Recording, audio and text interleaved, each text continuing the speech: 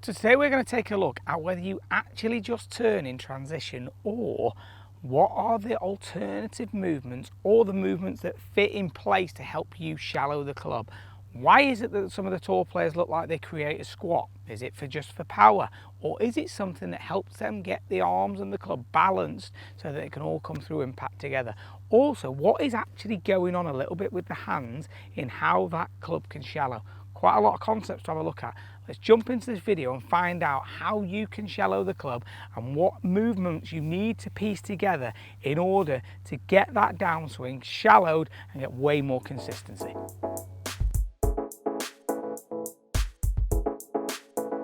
If you're new to the channel, welcome. We're here to help you improve your game. So everything we're going to be covering is in the aspect of instruction and increasing your enjoyment levels. So if you haven't subscribed to the channel, do.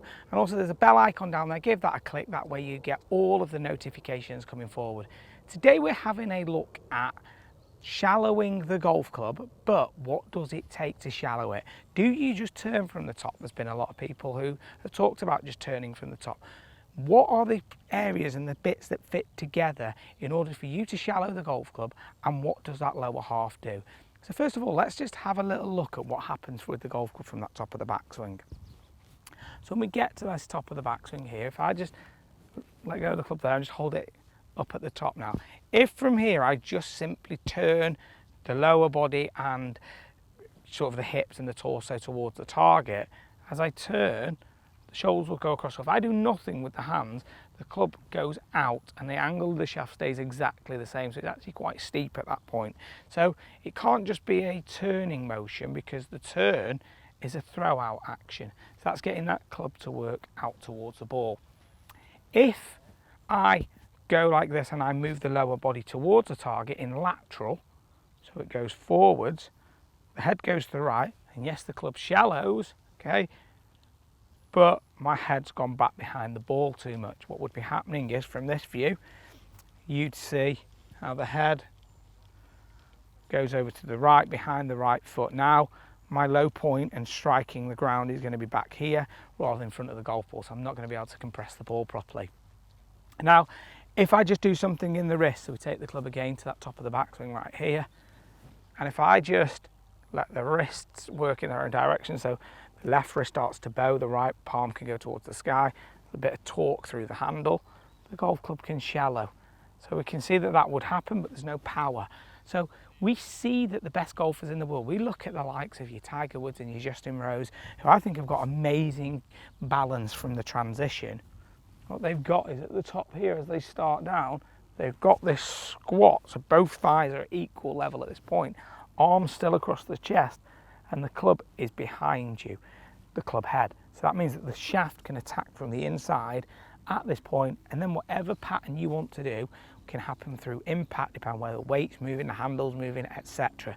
So a lot of changes and what variables through the impact area. But in order to get there, these guys are doing a few things. They are, from this top here, they are adding a squat down. So you've got to make sure that your bum or your glutes go behind you, so that squats into the floor, so this lowers, which means the chest can stay over the ball. If the hips go too far forwards, the head goes back, and if they turn, the head can go outwards, but there's no shift. It's getting that balance right.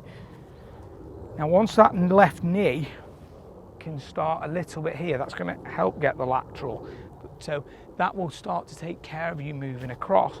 But what you want to try and do is feel the load of the glutes backwards, which gets you into this forward position here. So the more we can get the balance this way right, where the glutes have gone behind, then you're in a position where you can push on the way through and create that power. Now then, what's going to be happening with the wrist? Now there's loads of variations on things that's happening through the wrist, but they're not just doing nothing, because from that top here, we know that there's got to be some torque and something happening in the handle.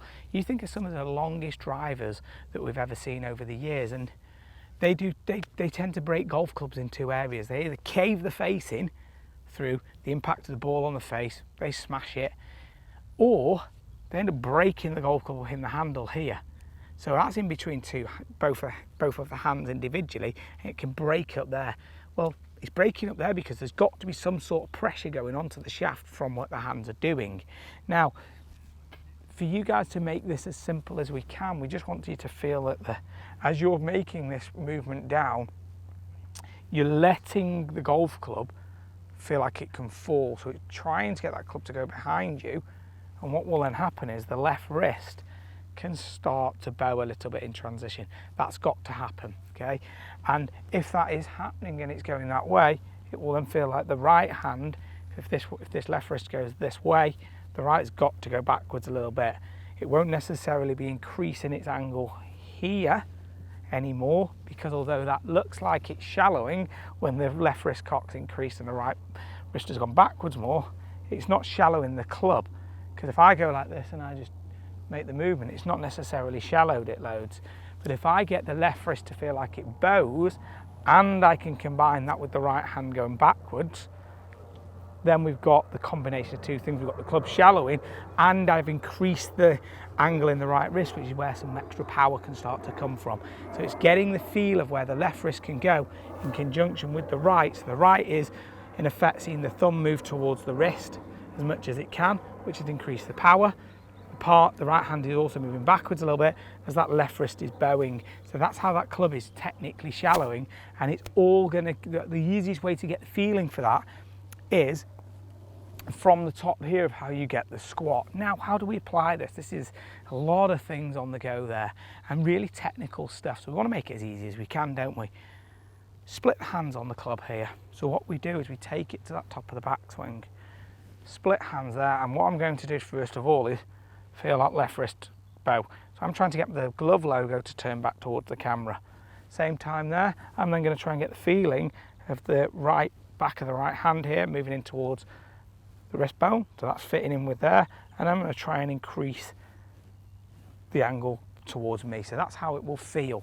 So you get the feeling of how it happens, and then add the squatting. Now all of a sudden, you then got that position you see all the tour players in, where the club is in front of them and totally balanced. Okay, it's going back down towards the ball, arms across the chest, and you've got that squat through the floor. So what I'd do is I'd get the feeling, so behind the ball, get the feeling of the movement, then add the squat in. And when it comes to hitting the shot, all I'm going to try and do is make sure that I allow the club to drop whilst I increase that squat through the floor hitting the shot. So for me, my trigger is always about trying to feel it in the floor, because that works quite well for me. If you've never shallowed the club, you might feel it more in the hands. But I'm going to try and get it all through the sequencing in the ground. Okay, so we'd go to the top, really trying to squat down.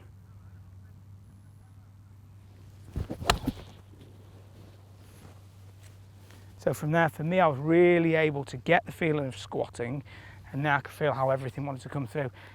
And the club shallowed a lot. Now, if you want to learn how to deliver that from there, then you need to be able to learn how the hands are going to come through forwards and maintaining the angle. But the first thing you want to do is actually get yourself into a position where you can utilise all of the great things that the tour players are doing from halfway down through the downswing. Hopefully, guys, you've really enjoyed this video. If you have, give it a thumbs up. If there's areas in the swing that you'd like some sort of content making from it, or there's areas that you need clearing up that you're unsure about, please comment below. As we always make videos to help you guys out. Thank you for watching, and I'll talk with you again really soon.